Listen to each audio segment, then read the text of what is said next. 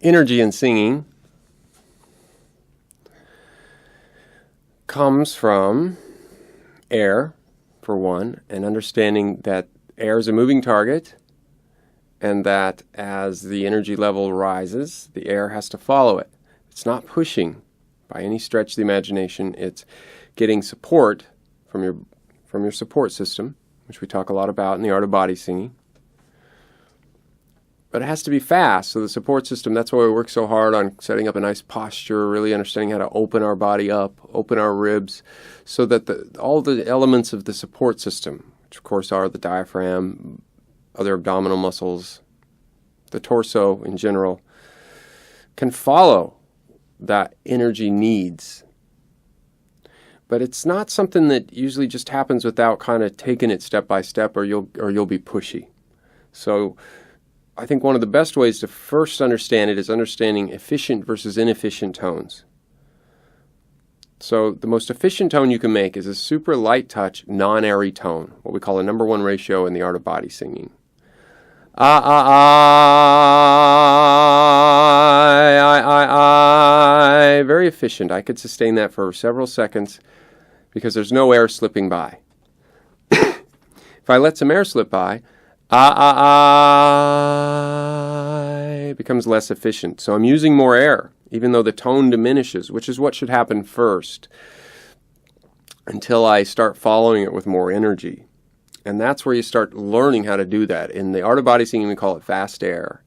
And that if I actually increase my air energy as I'm letting some air slip, I'm increasing energy to fill in that space that I created by letting it slip in the first place. I'm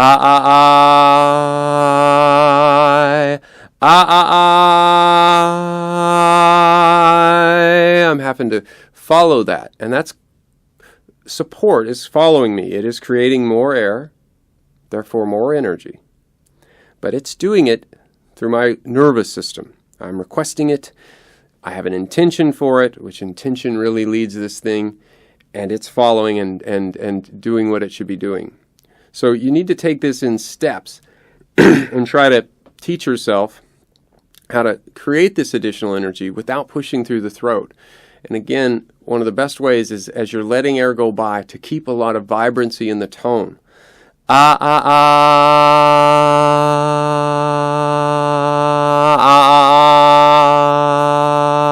There's a lot of tone still in that tone, as opposed to the air just falling out of me. So if I can do that, I'm in a position of what I call catch. I'm really catching that tone. I'm catching some vibrancy. And if I'm in that position, and then I basically create some space, which is different opening techniques we learn. I'm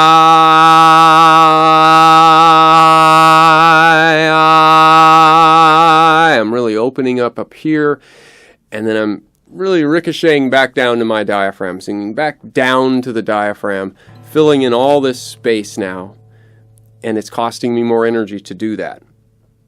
So that's when you hear an energy change in singing.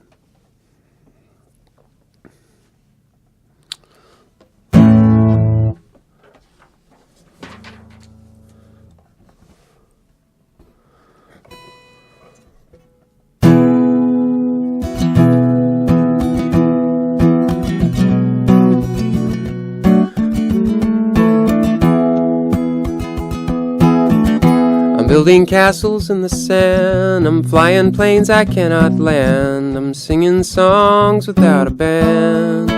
Damn. I'm building castles in the sand, I'm flying planes I cannot land, I'm singing songs without a band. Damn. I'm building castles in the sand, I'm building castles in the sand, I'm flying planes I cannot land. I'm increasing the air energy, but there's still that's always prevalent. I'm always getting the catch of that little anchor, so that instead of that air just falling out of me, I'm getting this real ricocheting quality that has to happen in singing to keep this pressure right, so that I'm not over singing, beginning to scorch things in my throat. So take this incrementally. This is something you need to take step at a time. And again, start with efficient. To inefficient. And then start to increase that speed of that air. That's why we call it fast air, but it's not going that way. It's very up motion. It's still something we call deceptive air as well, because we should be flickering the candle. You shouldn't be blowing it out.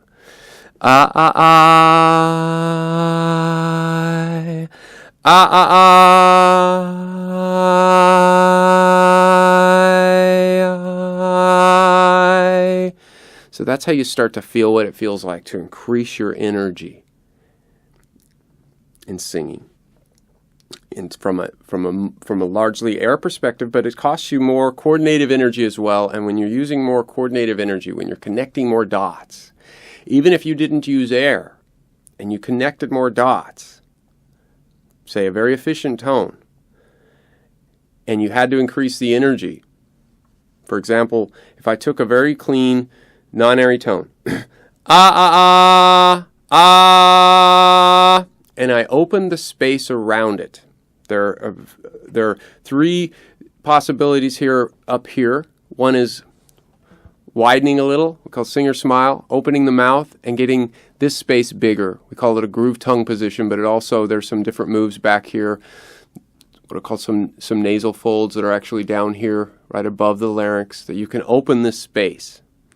If I do that, I'm going to hear an opening quality. But unless I increase the energy to really feel that, it's not going to go too far.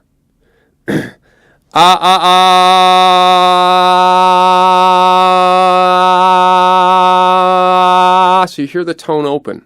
But I need to follow that with some energy, which comes from intention. I have to intend this to happen. My nervous system kicks in, and it fills this up.